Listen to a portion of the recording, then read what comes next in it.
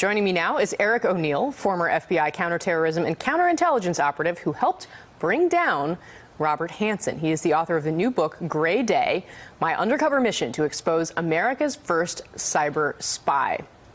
Eric, this book, absolutely fascinating. I haven't had the chance to read it in full, but I was flipping through it, and it is, I highly, highly recommend it. You were just 26 years old when all of this happened, and you call him America's first cyber spy. Why? Yeah, so Hanssen was the worst spy in U.S. history. He was the mole that we had been looking for over 2 decades, 22 years spying for the Russians. And the reason he got away with it so long is he innovated in the way he spied. He stole data. He stole from computer systems at a time that the FBI wasn't ready to protect against an internal mole stealing from those systems. So what methods did you have to use to actually figure out what was going on? I mean, what tipped you off? Well, we learned about Hanssen because a source, a former KGB officer who had stolen a file years earlier and kept it in his attic for a rainy day of retirement, sold it to the FBI at the very twilight of Hanssen's career. But we didn't have enough to arrest him. We needed to build a case around him.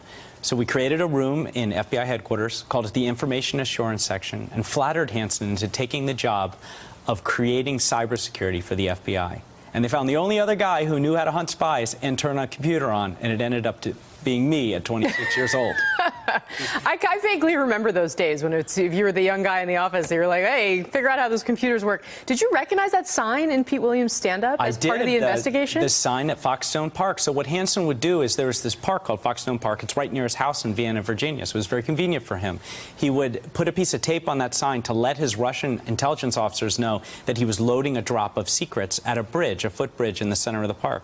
And he would go out on that bridge, he'd slide the package under the bridge, he'd set that piece of tape, and then later a Russian intelligence officer would come out of the embassy and just go for a walk in a park, and if he saw the tape on the sign, he would go retrieve the drop. It would be a bunch of disks, floppy disks. Like the 3.5 exactly, floppy disks. Exactly, the 3.5 in the floppy Apple IIgs. disks. Right, we're going back to 2001 with this case. And it would go in the diplomatic pouch back in Moscow, back to Russia and Moscow. They would get the secrets, extract the secrets, and then they would leave money for Hanssen later. This old system of dead drops and signal sites. It's like the Americans.